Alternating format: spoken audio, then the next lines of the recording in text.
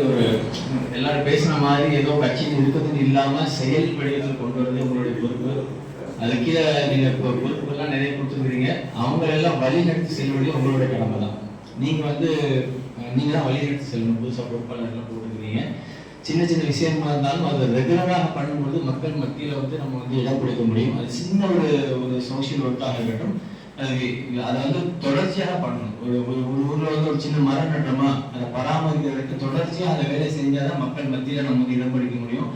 மக்கள் அங்கீகரிச்சா மட்டும்தான் நம்ம கட்சி வளர முடியும். மற்றபடி எலெக்ஷன்ஸ்ல இதுல ஒரு வாய்ப்புகள் நமக்கு உருவாக்க முடியும். ஸோ அந்த பணிகளை தலைவர்கள் நீங்க முன்னெடுத்து நடத்துங்க.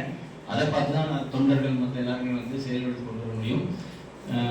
என்னால் முடிஞ்ச அளவுக்கு என்னுடைய ஒத்துழைப்பும் நான் கொடுக்க ரெடியாக இருக்கேன். நண்பர் அந்தோனி அவர்கள் என்னை இன்ட்ரடியூஸ் பண்ணி வச்சாங்க.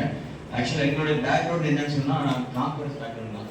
எங்கள் தாத்தா எல்லாமே காங்கிரஸில் தூத்துக்குடி மாவட்டம் திருச்செந்தூரில் தனுஷ்பாடி ஆதித்தன் அவங்க இருக்கும்போது சரி, ஃபுல்லாக காங்கிரஸோட எல்லாமே எங்கள் வீட்டில் தான். காங்கிரஸ் மீட்டிங்காக இருக்கட்டும், எதுவுமே காரியாலயம் எங்கள் வீட்டில் தான் இருந்துச்சு. ஸோ என்னோட பேக்ரவுண்டு காங்கிரஸ் பேக்ரவுண்டு தான்.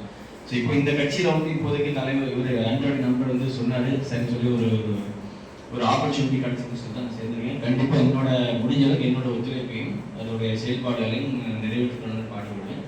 வாய்ப்புக்கு நன்றி தெரிவிக்கிறேன். நன்றி. தேங்க்யூ. அன்பு சார் அவர்களுக்கு நேஷனல் காங்கிரஸ் பார்ட்டி தமிழ்நாடு சார்பாக வாழ்த்துக்கள். ஒரு சிறு முன்னுதாக வைக்க